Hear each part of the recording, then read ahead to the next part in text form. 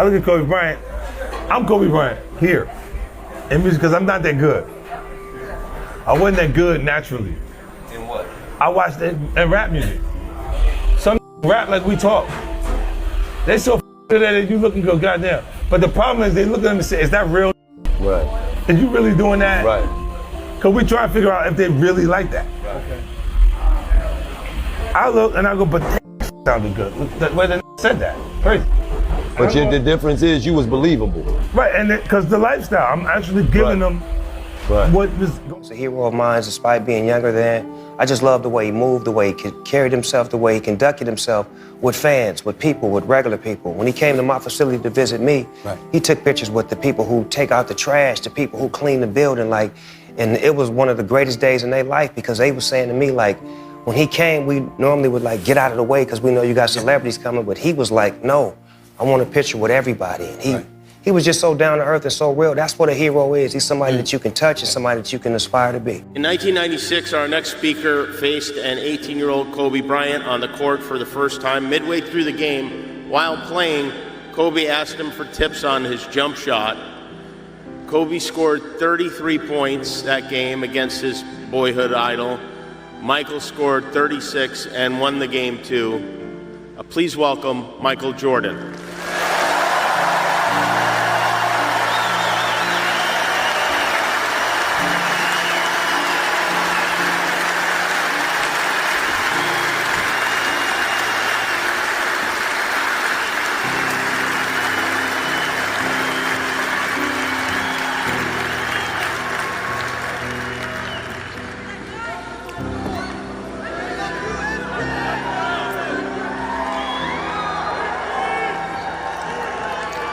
I would say good morning, but it's afternoon.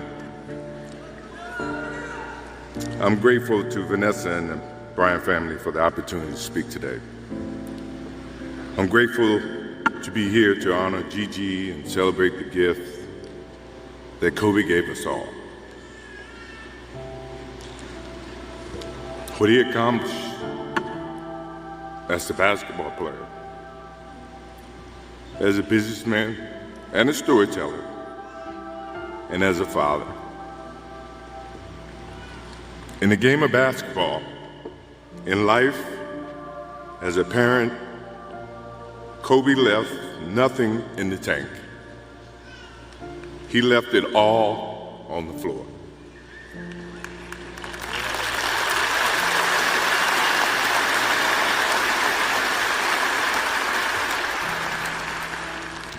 Maybe it surprised people that Kobe and I were very close friends, but we were very close friends.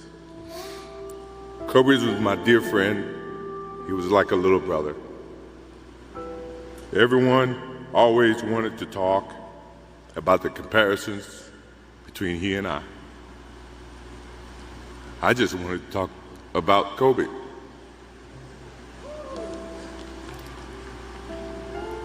You know, all of us have brothers and sisters, little brothers, little sisters who, for whatever reason, always tend to get in your stuff, your closet, your shoes, everything. It was a nuisance, if I can say that word. But that nuisance turned into love over a period of time, just because the admiration that they had for you as big brothers or big sisters. The questions, the wanting to know every little detail about life that they were about to embark on. He used to call me, text me, 11:30, 2:30, 3 o'clock in the morning, talking about post-up moves, footwork, and sometimes the triangle. At first, it was an aggravation. But then it turned into a certain passion. This kid had passion like you would never know. And it's an amazing thing about passion. If you love something, if you have a strong passion for something, you would go to the extreme to try to understand or try to get it. Either ice cream, Cokes, hamburgers, whatever you have a love for. If you have to walk, you would go get it. If you have to beg someone, you would go get it. What Kobe Bryant was to me was the inspiration that someone truly cared about the way I played the game or the way that he wanted to play the game. He wanted to be the best basketball player that he could be. And as I got to know him, I wanted to be the best big brother that I could be.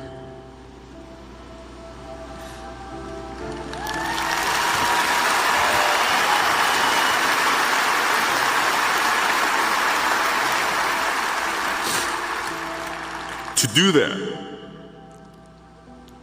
you have to put up with the aggravation, the late night calls, or the dumb questions. I took great pride as I got to know Kobe Bryant that he was just trying to be a better person, a better basketball player. We talked about business. We talked about family. We talked about everything. And he was just trying to be a better person.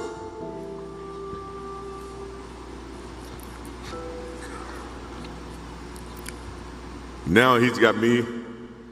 I'll have to look at another crime meme for the next.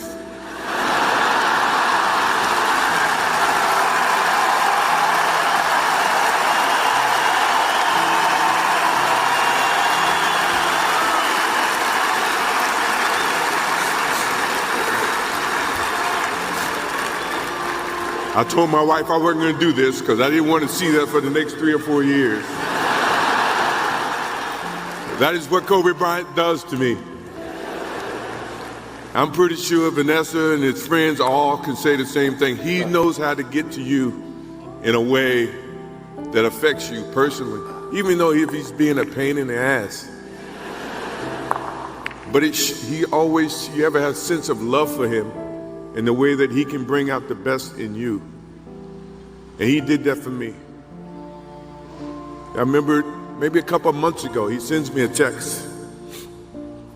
And he's saying, I'm trying to teach my daughter some moves. And I don't know what I was thinking or what I was working on. But what were you thinking about when you were as you were growing up, trying to work on your moves? I said, what age? He says, 12. I said, 12, I was trying to play baseball. He sends me a text back saying, laughing my ass off. And this was at 2 o'clock in the morning. But the thing about him was we could talk about anything that related to basketball, but we can talk about anything that related to life. And we, as we grow up in life, rarely have friends that we can have conversations like that. Well, it's even rare when you can grow up against adversaries and have conversations like that. I went and saw Phil Jackson in 1999 or maybe 2000. I don't know when Phil was here in LA. And I walk in and Kobe's sitting there. And the first thing, I'm in a suit. First thing Kobe said, did you bring your shoes? No, I wasn't thinking about playing. But his attitude to compete and play against someone he felt like he could enhance and improve his game. To me, that's what I loved about the kid. Absolutely loved about the kid. No matter where he saw me, it was a challenge. And I admired him because his passion, you rarely see someone who's looking and trying to improve each and every day, not just in sports, but as a parent, as a husband. I am inspired about what he's done and what he shared with Vanessa and what he's shared with his kids. I have a daughter who's 30 who just became a grandparent. And I have 2 twins. I have twins at 6.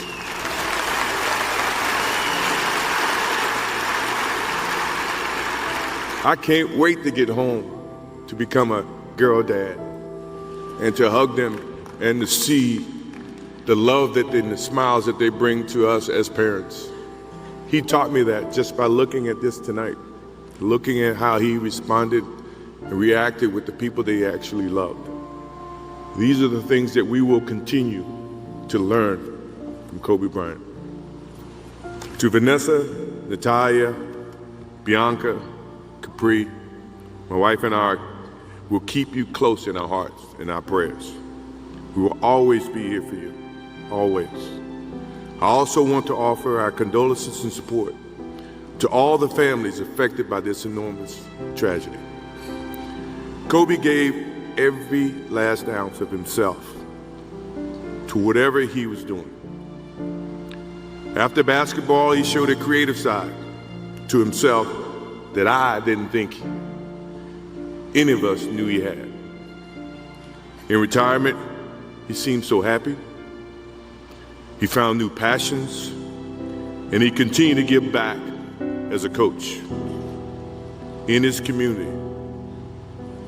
More importantly, he was an amazing dad, amazing husband, who dedicated himself to his family and who loved his daughters with all his heart. Kobe never left anything on the court. And I think that's what he would want for us to do.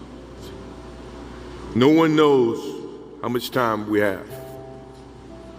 That's why we must live in the moment. We must enjoy the moment. We must reach and see and spend as much time as we can with our families and friends and the people that we absolutely love. To live in the moment means to enjoy each and every one that we come in contact with. When Kobe Bryant died, a piece of me died. And as I look in this arena and across the globe, a piece of you died, or else you wouldn't be here. Those are the memories that we have to live with and we learn from. I promise you, from this day forward, I will live with the memories of knowing that I had a little brother that I tried to help in every way I could. Please rest in peace, little brother.